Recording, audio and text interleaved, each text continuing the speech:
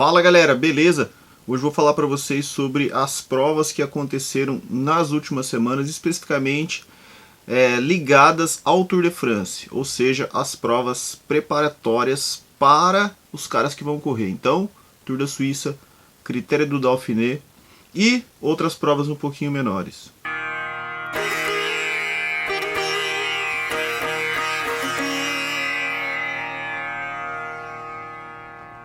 Bom galera, vou começar falando do Tour da Suíça que acabou esse final de semana e tivemos assim um Tour da Suíça incrível por vários fatores. Então foi uma prova que foi muito quente, a gente está tendo uma onda de calor muito grande na Europa, então a gente acha que a Europa é só frio, né?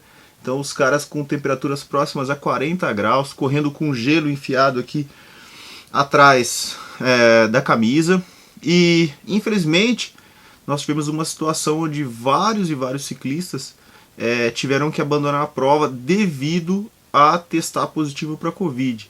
Às vezes os caras estavam até assintomáticos, mas tiveram que abandonar. Então 31 ciclistas abandonaram ali depois da sexta etapa. E inclusive o cara que era o líder, que estava muito bem, que parecia ser o cara que ia ganhar a prova, que era o Alexander Vlasov da Bora. E tivemos também outras surpresas. Uma delas foi a vitória do Peter Sagan, que nasceu das cinzas, né? Parece que ele foi correr a Unbound Gravel lá nos Estados Unidos, correu a 100 milhas e se divertiu bem e estava lá. E conseguiu numa etapa onde a gente tinha uma chegada, onde tinha um pessoal, tivemos um tombo e ele é um cara que muito oportunista e tá melhor mesmo de forma física e foi lá e conseguiu ganhar uma etapa. Outro cara que eu quero falar um pouquinho, Remco Evenepoel, que é muito inconstante, né? Numa etapa ele conseguia subir com os caras, conseguiu subir muito bem, e na outra ele tomou muito tempo. Então é um cara que talvez não esteja preparado para correr uma prova, né, de um Grand Tour, uma prova de 21 dias. Prova de uma semana ele já ganhou, como ele ganhou a volta do Algarve esse ano, mas no Tour da Suíça ele se mostrou bem inconstante. E a grande surpresa, a maior surpresa de todas, foi a vitória no geral do Geraint Thomas, que parece que está tendo aquela forma física pelo menos próxima de quando ele ganhou o Tour de France. Então, Geraint Thomas da Ineos chegou na última etapa em segundo lugar atrás do Sergio Higuita, apenas 2 segundos, e o contrarrelógio dele é absurdo, né? Então o contrarrelógio, o Geraint Thomas perdeu a etapa só para o Remco Evenepoel e por apenas 3 segundos e ganhou a prova, né, ganhou a prova geral com 1 minuto e 12 de vantagem em cima do Sergio Higuita. Então, só um detalhe também nesse Tour da Suíça, nessa prova de contrarrelógio que aconteceu, foram 25 km em Vaduz, né? Então a gente teve o seguinte, a nova bike da Pinarello, nova Pinarello Bolide, né? A gente não sabe se vai ser esse nome, as bikes de contrarrelógio da Pinarello chamam Bolide, com freios a disco. Então o Geraint Thomas e o Daniel Felipe Martinez usaram essas bikes e provavelmente vai ser apresentada daqui a um tempo, daqui a algumas semanas, no Tour de France, tá?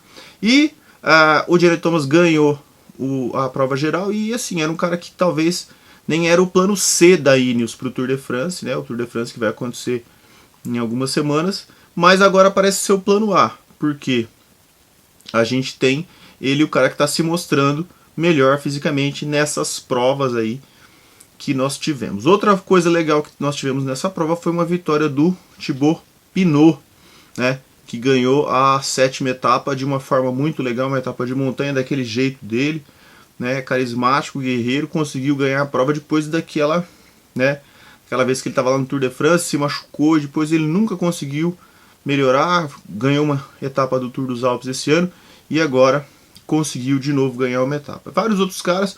Outra coisa que eu achei muito legal, o Stefan Kung da Groupama Française déjà também subindo muito bem, né, conseguindo subir com a maioria dos caras do GC, mas não é o suficiente ainda. Ele estava 2 minutos e 30 atrás no geral, e agora na última etapa, a etapa de contrarrelógio, ele foi o 3º colocado, perdeu ainda para o Geraint Thomas e ficou na 5ª colocação geral a 2 minutos e 25. Em quarto, o Nilson Powless, e o Jakob Fuglsang foi o terceiro colocado. Tava subindo muito bem, se mostrando assim com uma...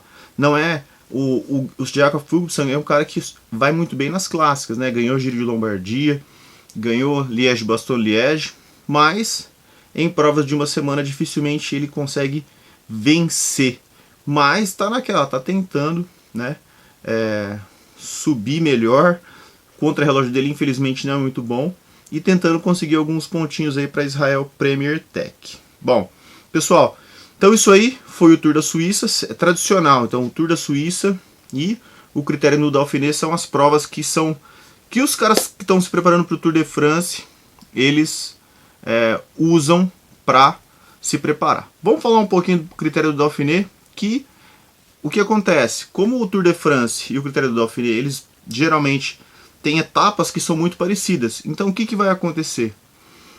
Uma das etapas do critério do Dauphiné foi muito parecida com a etapa do Tour de France, que é a etapa 12, que chega no Alpe d'Huez. A grande diferença foi o quê? Eles saíram de Briançon e não chegaram no Alpe d'Huez, chegaram numa outra montanha, mas passaram pelo Col de Galibier e Col de la Croix de Fé.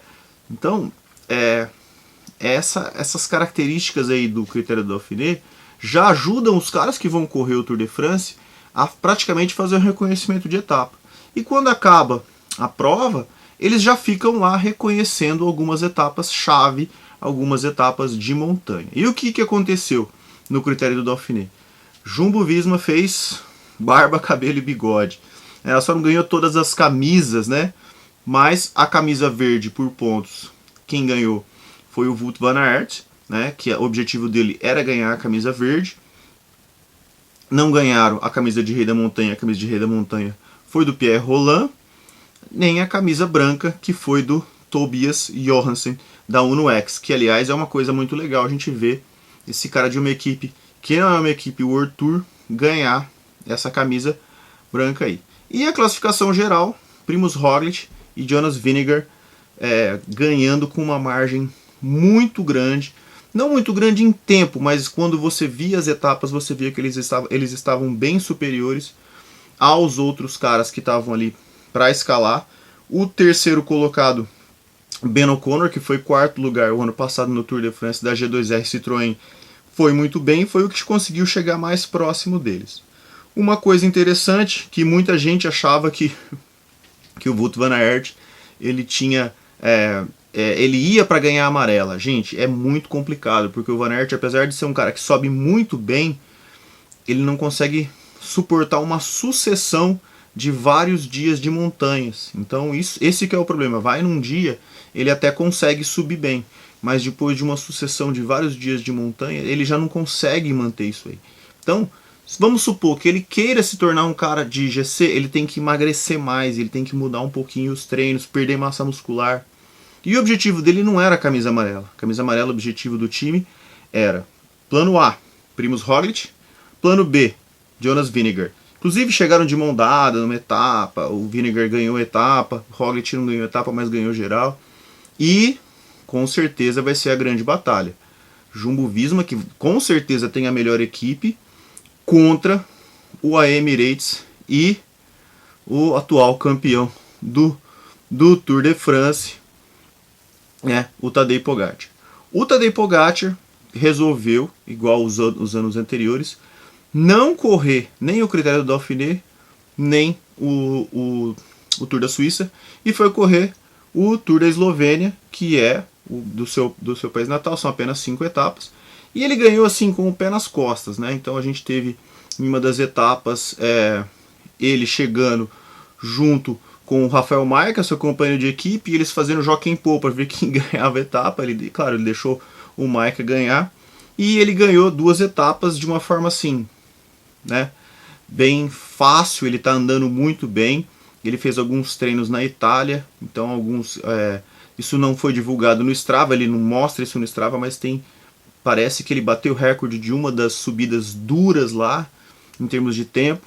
Então vamos ver o que vai acontecer no Tour de France. Além dessas provas, gente, a gente teve outras provas menores, assim podemos dizer, por exemplo, La Route d'Occitane, que quem venceu foi o Michael Woods, né, da Israel Premier Tech também, né, Carlos Rodrigues, Jesus Herrada, Alejandro Valverde. Então Nairo Quintana correu, mas parece não estar muito bem.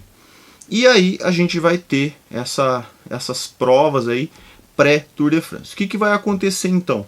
Esse final de semana a gente tem os campeonatos nacionais europeus, e esses campeonatos nacionais europeus acontecem justamente antes do Tour de France.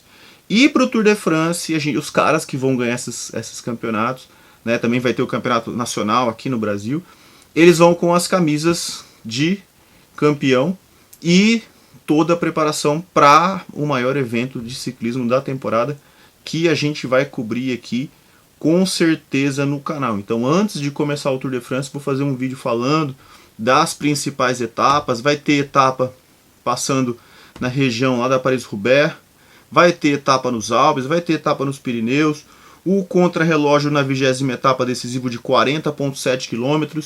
Então a gente vai ter etapa chegando no Hautacam, nos Pirineus. Então a gente vai ter muita etapa legal, e o Tour de France promete ser mais uma vez uma prova maravilhosa. Vamos ver quem ganha. Será que o Tadej Pogačar consegue vencer de novo? Será que o Primož Roglič consegue?